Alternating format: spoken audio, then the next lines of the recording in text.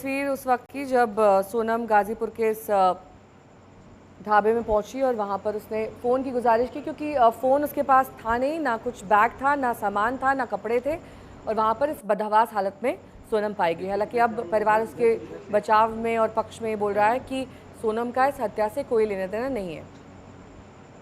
कई सवाल उठ रहे हैं कि पति की हत्या के बाद कहाँ चली गई थी सोनम, उसके बाद वो आखिरकार गाजीपुर कैसे पहुंची। आप देखिए किधर से आई है, इधर इधर से किधर से पहले।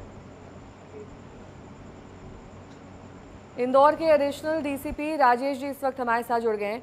राजेश जी, किस तरीके से ये joint operation Madhya Pradesh police और शिलोंग पुलिस के बीच चला, जिसमें अहम जानकारियां आप लोगों के कोऑर्डिनेशन की वजह से खास तौर पर निकलकर सामने आई। देखिए, इसमें सबसे इम्पोर्टेंट ये है कि जो 20 तारीख को ये नवदंपति जो गए थे घूमने के लिए, जो 23 तारीख को इनका कम्युनिकेशन लगातार चलता रहा और अंतिम कम्युनिकेशन हुआ था मदर इन लॉ से और बच्चे का भी माँ से हुआ था। तो वो ऑडियो वायरल भी हुआ था जो काफी सोशल मीडिया में।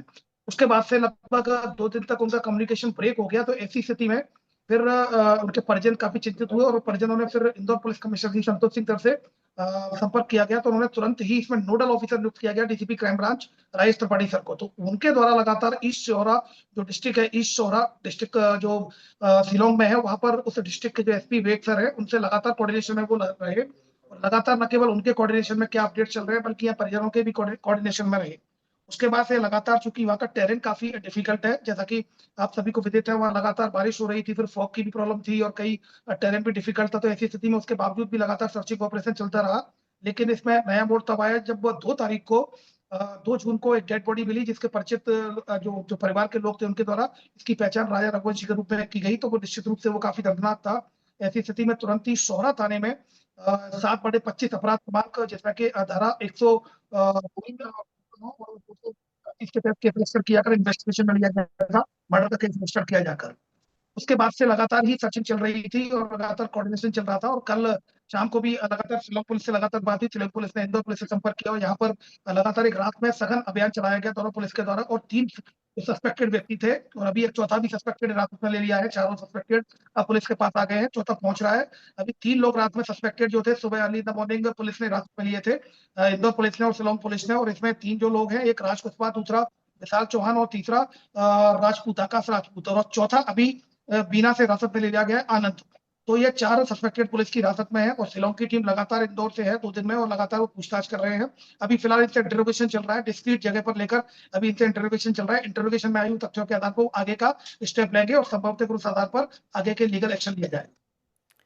राजेश जी, एक और अहम सवाल, राज कुशवाहा का क्या इन्वॉल्वमेंट है इस पूरे हत्याकांड में, और सोनम की लोकेशन क्या क्या थी राजा रघुवंशी के मौत से लेकर उसके गायब होने के बाद तक, यानी कि सोनम जब गायब हुई उसके बाद वो गाजीपुर तक कैसे पहुंची, इस बारे में क्या जानकारी मिली। देखिए, इसमें गाजीपुर में जो नंदवा थाना है, वहाँ पर शिलोंग पुलिस पहुंच रही है। तो संपर्क किया, मुझे लगता है शिलोंग पुलिस पूछताछ करेगी तो ये क्लियर हो जाएगा किन परिस्थितियों में वहाँ पहुंची है। फिलहाल उसको जो नंदवा पुलिस थाने ने सोनम को रिकवर कर लिया था और मुझे लगता है सोनम पुलिस पहुंच गई होगी, तो वो इन्वेस्टिगेशन में पूछताछ करेगी। पर यहाँ जो 3 लोग हिरासत में लिए गए हैं, वो कहीं ना कहीं तीनों आपस में कनेक्टेड है। तो ये अभी पूछताछ में सामने आया, आपस में कनेक्टेड है। तो इन्हीं सब पर काम कर रहे हैं हम लोग और शिलोंग पुलिस लगातार इन्वेस्टिगेशन कर रही है। मुझे लगता है 2 से 3 घंटे में पूछताछ के दौरान सारा अपडेट क्लियर होगा। राजेश जी, सोनम का फुल इन्वॉल्वमेंट है, यानी कि उसे पूरी जानकारी थी, उसी की सहमति से, रजामंदी से इस हत्याकांड को अंजाम दिया गया, क्योंकि ये बात भी सामने आ रही है कि वो अपनी लोकेशन लगातार शेयर कर रही थी। देखिए, ये एक ऐसा फैक्टर जो कि इन्वेस्टिगेशन का पार्ट है, क्योंकि शिलोंग में यहाँ पर तो सोहरा थाने में ही केस रजिस्टर्ड हुआ है और यहाँ पर जो जानकारी हमारे साथ शेयर की जा रही है वो केवल इतना ही था कि ये सस्पेक्टेड है, इनको हिरासत में लेना, राउंड अप करना है। तो केवल इंदौर पुलिस उसमें मदद कर रही है, इन्वेस्टिगेशन उनका पार्ट है। अभी फिलहाल खुलासा इस बात का नहीं हुआ है कि किस कारण से क्या हुआ है। मुझे लगता है कि आने वाले कुछ घंटों में चूंकि वहाँ पुलिस पहुंच जाएगी, शिलोंग पुलिस, और यहाँ पर लगातार ये यहाँ भी पूछताछ कर रही है, मुझे लगता है 2 से 3 घंटों में स्थिति काफी क्लियर होगी।